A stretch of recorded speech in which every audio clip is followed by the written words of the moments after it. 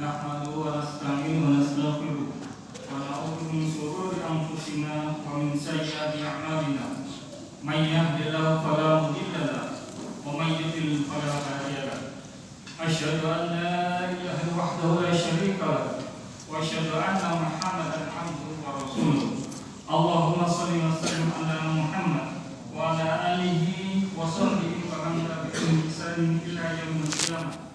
وقال تعالى في كتابه الكريم يا أيها الذين آمنوا اتقوا الله حق تقاته ولا تموتن إلا وأنتم مسلمون يا أيها الناس اتقوا ربكم الذي خلقكم من نفس واحدة وخلق منها زوجها وبث منهما رجالا كثيرا ونساء واتقوا الله الذي تساءلون به والأرحام إن الله كان عليكم رقيبا.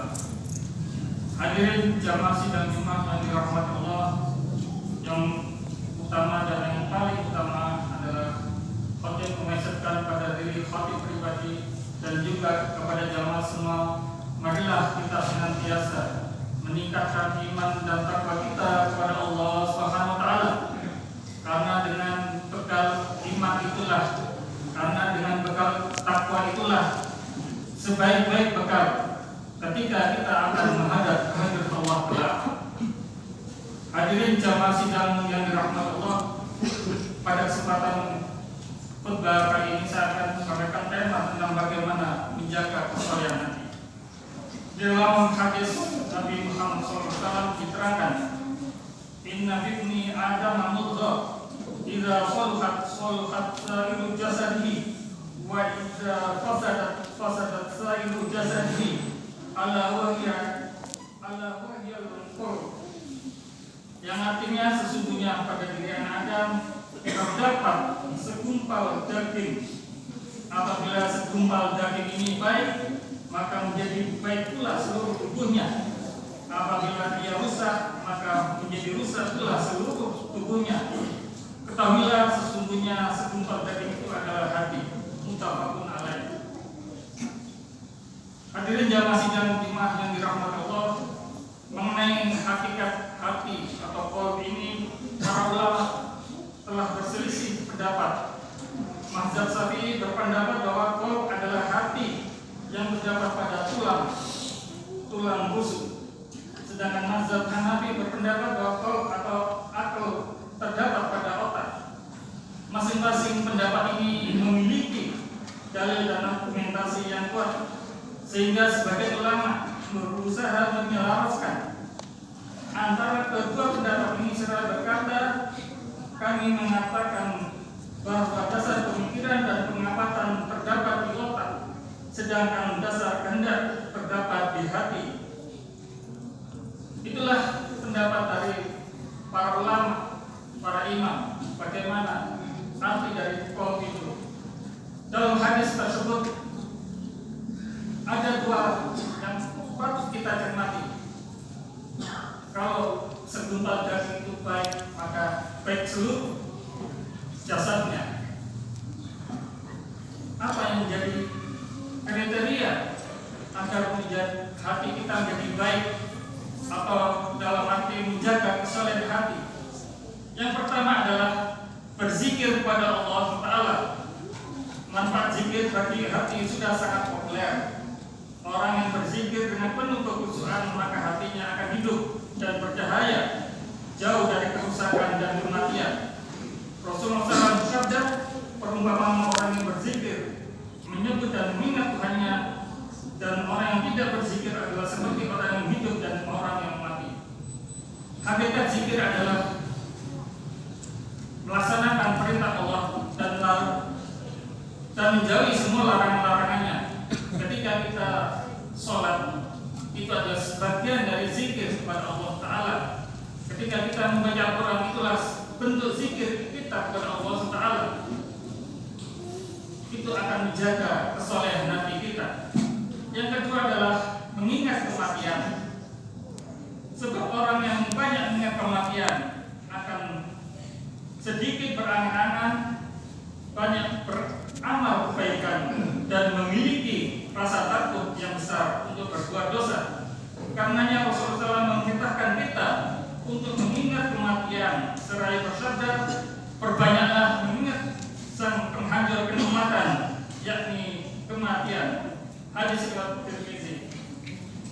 Sa'id bin Jubair berkata, sekiranya hatiku berpisah dari mengingat kematian, maka aku benar-benar khawatir hal itu dapat merusak hatiku.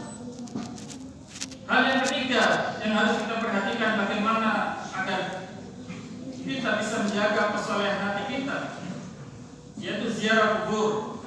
Dengan berziarah kubur, seseorang akan senantiasa ingat perjalanan panjang yang akan dilaluinya, sementara masih sedikit bekal yang harus dibawanya, sehingga ia akan bersemangat kembali untuk meningkatkan amal-amal kebaikan dan seraya meninggalkan perbuatan-perbuatan dosa. Karenanya Rasulullah SAW memerintahkan kita untuk berziarah kubur seraya bersabda, dulu aku pernah melarangmu ziarah kubur, sekarang berziarahlah ke kubur, karena ia akan melembutkan hati, meneteskan air mata, mengingatkan akhirat, dan membuatmu tak mengucapkan perkataan yang buruk. Hadis riwayat Al-Hakim. Yang keempat, bagaimana agar hati kita menjadi soleh, mengunjungi orang-orang yang soleh. Mengunjungi orang-orang soleh dan melihat amal kebaikan mereka sangatlah bermanfaat bagi perbaikan hati kita. Ja'far bin Sulaiman berkata, apabila aku mendapati hatiku mulai mengeras, aku pergi melihat wajah Muhammad bin Masih. Ia seolah-olah menjadi pelipur lara bagiku. Karenanya Rasulullah SAW bersabda, perumpamaan teman duduk yang soleh itu seperti penjual minyak wangi. Jika ia tidak memberimu sebagian dari minyak wanginya, maka kamu sudah mendapatkan bau wangi darinya. Bisa dikatakan juga kita mendatangi majelis ulama, dalam arti mendatangi pengajian, mendatangi kajian-kajian yang diberikan para ulama, itu juga akan melembutkan hati kita. Yang terakhir adalah mengasihi orang miskin dan menyayangi anak yatim. Dengan mengasihi orang miskin dan menyayangi anak yatim, hati kita akan menjadi lembut, menjadi tawaduk, jauh dari keangkuhan, kesombongan, dan kekesatan hati. Rasulullah SAW bersabda, apakah kamu ingin hatimu menjadi lembut dan dapat memenuhi hajatmu? Sayangilah anak yatim, usaplah kepala mereka, dan berikan kepada mereka sebagian dari makananmu. Niscaya hatimu akan menjadi lembut dan memenuhi hajatmu. Itulah 5 hal yang perlu kita perhatikan agar hati kita menjadi soleh. Tetapi kita juga perlu 5 hal yang dapat merusak hati kita, yang dapat merongrong hati kita menjadi rusak, sehingga rusaklah seluruh badan kita. Yang pertama adalah dosa dan maksiat. Dosa dan maksiat dapat meninggalkan noda hitam di hati. Semakin banyak dosa yang dilakukan, semakin banyak pula noda hitam yang menutupi hatinya, sehingga menjadi hati yang hitam kelam dan terhalang dari Allah SWT. Rasulullah SAW bersabda, seorang mukmin apabila melakukan suatu dosa, maka noda hitam akan muncul di hatinya. Jika ia bertobat meninggalkan dosa dan beristighfar, maka hatinya kembali mengkilat.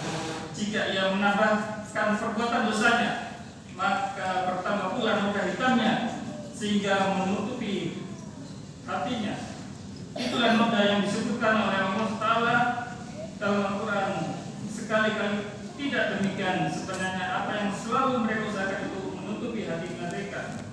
Hadis riwayat Ahmad. Hadirin jamaah sidang Jumat yang dirahmati Allah. Yang kedua, apa yang merusak hati kita, yaitu melimpahkan Allah dan sibukkan dengan selainnya.